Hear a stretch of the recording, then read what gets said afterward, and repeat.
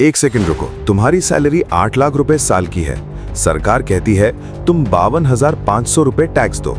लेकिन एक सीए दोस्त ने एक बार मुझे बताया, अगर तुम सिर्फ 5 चीजें सही से करो, वो 52,500 रुपए ऑलमोस्ट 0 रुपए हो सकता है। हाँ, 0। और ये कोई जुगाड़ नहीं है, कोई इलीगल काम नहीं। इनकम टैक्स एक्ट के अंदर ही ये सारे रूल्स ऑलरेडी लिखे हुए हैं। लेकिन प्रॉब्लम क्या है, 90% सैलरीड इंडियंस हर साल फरवरी और मार्च में पैनिक मोड में चले जाते हैं। Random LIC, random FD, random investment, सिर्फ टैक्स बचाने के लिए। आज की वीडियो में मैं तुम्हें वो 5 लीगल तरीके बताऊंगा जिनसे एक सैलरीड एम्प्लॉय ने 1 लाख रुपए से ज्यादा टैक्स लीगली बचाया, सिंपल हिंदी में, रियल एग्जाम्पल्स के साथ। और लास्ट वाला तरीका बहुत कम सैलरीड एम्प्लॉयज यूज करते हैं। चलो स्टार्ट करते हैं। सबसे पहला और सबसे पॉपुलर तरीका, सेक्शन 80C। और ऑनेस्टली ये अकेला सेक्शन ही हजारों सैलरीड लोगों का टैक्स काफी हद तक कम कर देता है। सिंपल लैंग्वेज में समझो, अगर तुम एलिजिबल ऑप्शंस में टोटल 1.5 लाख रुपए इन्वेस्ट करते हो तो गवर्नमेंट तुम्हारी टैक्सेबल इनकम 1.5 लाख रुपए कम मान लेती है। मतलब अगर सैलरी 10 लाख है और तुमने 1.5 लाख का ATC डिडक्शन लिया तो टैक्स पूरे 10 लाख पे नहीं, सिर्फ 8.5 लाख रुपए पे कैलकुलेट होगा। और इसी प्लानिंग की वजह से बहुत लोग 30,000 से 45,000 तक टैक्स लीगली बचा लेते हैं। अब सवाल आता है, ATC में आता क्या क्या है? काफी चीजें कवर होती हैं। EPF, PPF, ELSS mutual fund, LIC premium, home loan principal, children की tuition fees, tax saving FD। और इंटरेस्टिंग बात, बहुत सैलरीड एम्प्लॉयज का EPF कंट्रीब्यूशन ऑलरेडी 50,000 से 80,000 रुपए तक ऑटोमेटिकली हो जाता है। मतलब पूरा 1.5 लाख अलग से इन्वेस्ट भी नहीं करना पड़ता। एक सिंपल एग्जांपल देखते हैं। साहिल की सैलरी थी 10 लाख रुपए, उसका EPF कंट्रीब्यूशन ऑलरेडी 70,000 रुपए था। उसने सिर्फ 80,000 रुपए ELSS म्यूचुअल फंड में इन्वेस्ट किया, बस ATC लिमिट फुल हो गई और उसका टैक्स अराउंड 46,800 रुपीस तक कम हो गया। सोचो, सिर्फ थोड़ी सी प्लानिंग की वजह से। और एक इंपॉर्टेंट चीज, अगर गोल सिर्फ टैक्स बचाना नहीं, लॉन्ग टर्म वेल्थ बिल्ड करना भी है, तो ELSS और PPF दोनों काफी स्ट्रॉन्ग ऑप्शंस माने जाते हैं। मतलब टैक्स भी बचा, इन्वेस्टिंग भी हो गई, डबल फायदा। अब सेकंड तरीका, सेक्शन 80D, हेल्थ इंश्योरेंस। ये सबसे इग्नोर्ड टैक्स बेनिफिट्स में से एक है। और ऑनेस्टली हेल्थ इंश्योरेंस लेना वैसे भी जरूरी है, क्योंकि एक सीरियस मेडिकल इमरजेंसी और सालों की सेविंग्स खत्म हो सकती है। अगर तुम अपने और फैमिली के लिए हेल्थ इंश्योरेंस लेते हो तो 25,000 तक डिडक्शन मिल सकता है। और अगर पेरेंट्स के लिए अलग हेल्थ इंश्योरेंस लेते हो तो एक्स्ट्रा डिडक्शन मिलता है। अगर पेरेंट्स सीनियर सिटीजन्स हैं तो बेनिफिट और भी ज्यादा हो जाता है। साहिल ने क्या किया, अपने फैमिली का 20,000 का हेल्थ इंश्योरेंस लिया, पेरेंट्स के लिए 25,000 का, टोटल डिडक्शन 45,000 और उसका टैक्स और अराउंड 14,000 तक कम हो गया। सोचो, इंश्योरेंस भी हो गया, टैक्स भी बच गया। अब तक उसकी टोटल टैक्स सेविंग कितनी? लगभग 60,000 के आसपास। और अब जो नेक्स्ट तरीका है, बहुत लोग उसके बारे में प्रॉपरली जानते भी नहीं। तरीका 3, NPS, सेक्शन 80CCD 1B। नाम थोड़ा कॉम्प्लिकेटेड लगता है, लेकिन इसका बेनिफिट काफी पावरफुल है। NPS का फुल फॉर्म है नेशनल पेंशन सिस्टम। बेसिकली ये रिटायरमेंट इन्वेस्टिंग स्कीम है। और इसका सबसे बड़ा एडवांटेज क्या है? ATC की 1.5 लाख लिमिट के अलग से 50,000 एक्स्ट्रा डिडक्शन मिलता है। मतलब पहले ATC फुल करो, उसके बाद NPS अलग से यूज करो और टैक्सेबल इनकम और कम हो जाएगी। अगर कोई 30% टैक्स ब्रैकेट में है तो सिर्फ ये एक स्टेप रफली 15,600 रुपीस तक टैक्स बचा सकता है। साहिल ने भी एग्जैक्टली यही किया, 50,000 रुपए NPS में इन्वेस्ट किया और उसका टैक्स और कम हो गया।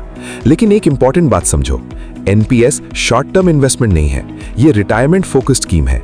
इसका पैसा मोस्टली 60 इयर्स की एज तक इन्वेस्टेड रहता है, तो इसे फ्यूचर सिक्योरिटी फंड की तरह देखो। और ऑनेस्टली भारत में बहुत लोग रिटायरमेंट प्लानिंग बहुत लेट स्टार्ट करते हैं। NPS में टैक्स सेविंग भी हो रही है, लॉन्ग टर्म इन्वेस्टिंग भी, और फ्यूचर रिटायरमेंट कॉर्पस भी बिल्ड हो रहा है। मतलब प्रेजेंट का टैक्स भी ऑप्टिमाइज हुआ और फ्यूचर भी सिक्योर होना स्टार्ट हो गया। अब आता है वो सेक्शन जहां सैलरीड एम्प्लॉयज सबसे ज्यादा कंफ्यूजन फील करते हैं, HRA, हाउस रेंट अलाउंस। अगर तुम रेंट पे रहते हो तो ये तुम्हारे लिए काफी यूजफुल हो सकता है। सिंपल लैंग्वेज में समझो, अगर तुम्हारी सैलरी स्ट्रक्चर में HRA इंक्लूडेड है और तुम एक्चुअली रेंट पे करते हो तो HRA का एक पोर्शन टैक्स फ्री हो सकता है। मतलब उस पोर्शन पे टैक्स नहीं लगेगा। साहिल बैंगलोर में रेंट पे रहता था उसका बेसिक सैलरी था 4 लाख रुपए, एचआरए रिसीव्ड था 1.6 लाख रुपीस, रेंट था 18,000 रुपीस पर मंथ। कैलकुलेशन के बाद उसको 1.6 लाख रुपीस का एचआरए एग्जेम्पशन मिला और उसका टैक्स ऑलमोस्ट 50,000 रुपीस तक और कम हो गया। सोचो, सिर्फ प्रॉपर सैलरी स्ट्रक्चर समझने की वजह से। अब एक इंटरेस्टिंग चीज, अगर तुम पेरेंट्स के घर में रहते हो और जेन्युइनली उन्हें रेंट पे करते हो तो प्रॉपर डॉक्यूमेंटेशन के साथ एचआरए क्लेम किया जा सकता है, जैसे rent agreement, rent receipts, actual bank transfer. ये कंप्लीटली लीगल है और काफी लोग यूज भी करते हैं। बस एक चीज इंपॉर्टेंट है, डॉक्यूमेंटेशन जेन्युइन होना चाहिए। और यहाँ एक important warning, fake rent receipts मत बनाना। टैक्स प्लानिंग और टैक्स फ्रॉड दोनों अलग चीजें हैं। स्मार्ट बनो, रिस्की नहीं। अब आता है लास्ट और सबसे easy benefit, standard deduction 50,000 rupees. इसके लिए कोई इन्वेस्टमेंट नहीं, कोई प्रूफ नहीं, कोई एक्स्ट्रा टेंशन नहीं। अगर तुम सैलरीड एम्प्लॉय हो तो ये डिडक्शन ऑटोमेटिकली मिलता है, लेकिन फिर भी एक बार फॉर्म 16 चेक जरूर करना, क्योंकि बहुत लोग अज्यूम कर लेते हैं कि सब ऑटोमेटिकली परफेक्टली कैलकुलेट हुआ होगा। साहिल को भी 50,000 रुपीस का स्टैंडर्ड डिडक्शन मिला और उसका टैक्स और अराउंड 15,600 रुपीस तक कम हो गया। मतलब स्मॉल डिडक्शंस मिल के भी ओवरऑल टैक्स काफी रिड्यूस कर देते हैं। अब पूरी पिक्चर एक बार कामली देखते हैं। सैलरी 10 लाख रुपए और फिर साहिल ने स्मार्टली यूज किए एटीसी, एटीडी, एनपीएस, एचआरए और standard deduction. Result, total deductions 4.55 lakh rupees. मतलब टैक्स पूरे 10 लाख रुपए पे नहीं, सिर्फ रिमेनिंग टैक्सेबल इनकम पे कैलकुलेट हुआ और टोटल टैक्स सेविंग्स रफली 1.4 लाख रुपीस। अब एक सेकंड के लिए ऑनेस्टली सोचो, 1 लाख रुपए प्लस एक्स्ट्रा बचना मतलब क्या? एक इंटरनेशनल ट्रिप, एक स्ट्रॉन्ग इमरजेंसी फंड, 1 साल का एसआईपी इन्वेस्टमेंट या किसी इंपॉर्टेंट फाइनेंशियल गोल की सॉलिड स्टार्टिंग। और ये सब किसी सीक्रेट लूप होल की वजह से नहीं हुआ, सिर्फ प्रॉपर प्लानिंग, अवेयरनेस और लीगल डिडक्शन समझने की वजह से। बहुत लोग टैक्स को फिक्स्ड लॉस समझ लेते हैं, लेकिन रियलिटी में इंडिया का tax system genuinely rewards people who invest करते हैं, इंश्योरेंस लेते हैं, रिटायरमेंट प्लान करते हैं और फाइनेंशियल डिसिप्लिन फॉलो करते हैं। और सबसे इंपॉर्टेंट बात, ये सब कंप्लीटली लीगल है। टैक्स बचाना गलत नहीं होता, गलत होता है रूल्स ब्रेक करना। स्मार्ट फाइनेंशियल प्लानिंग और टैक्स फ्रॉड दोनों में बहुत बड़ा डिफरेंस होता है। अब एक बहुत इंपॉर्टेंट बात समझो, इंडिया में करंटली 2 टैक्स रिजीम्स हैं, ओल्ड रिजीम, न्यू रिजीम। जो डिडक्शंस अभी तक हमने डिस्कस किए, एटीसी, एटीडी, एचआरए, एनपीएस और स्टैंडर्ड डिडक्शन, ये मोस्टली ओल्ड रिजीम में प्रॉपर्ली बेनिफिट देते हैं। वहीं न्यू रिजीम में टैक्स रेट्स कंपैरेटिवली लोअर होते हैं, लेकिन डिडक्शंस और एग्जेम्पशंस बहुत लिमिटेड हो जाते हैं। सिंपल लैंग्वेज में रूल याद रखो, अगर तुम्हारे डिडक्शन ज्यादा हैं, इन्वेस्टमेंट्स हैं, एचआरए क्लेम होता है, इंश्योरेंस और एनपीएस यूज करते हो, तो ओल्ड रिजीम बेनिफिशियल हो सकता है। लेकिन अगर डिडक्शंस बहुत कम है, सिंपल सैलरी स्ट्रक्चर है, इन्वेस्टमेंट्स नहीं है, तो न्यू रिजीम बेटर हो सकता है। और एक इंपॉर्टेंट अपडेट, अगर टैक्सेबल इनकम अराउंड 12 लाख या उससे कम रेंज में है, तो न्यू रिजीम में रिबेट और लोअर टैक्स स्ट्रक्चर की वजह से टैक्स काफी कम या कुछ केसेस में ऑलमोस्ट 0 तक हो सकता है। इसी वजह से आजकल बहुत सैलरीड एम्प्लॉइज कंफ्यूज रहते हैं। इसलिए ब्लाइंडली किसी फ्रेंड, कुलीग या रैंडम रील को फॉलो मत करो। हर पर्सन की salary structure, rent, investments, family responsibilities और फाइनेंशियल सिचुएशन अलग होती हैं। बेस्ट अप्रोच, दोनों रिजीम्स का प्रॉपर कैलकुलेशन करो, जो जेन्युइनली ज्यादा बेनिफिट दे वही चूज करो।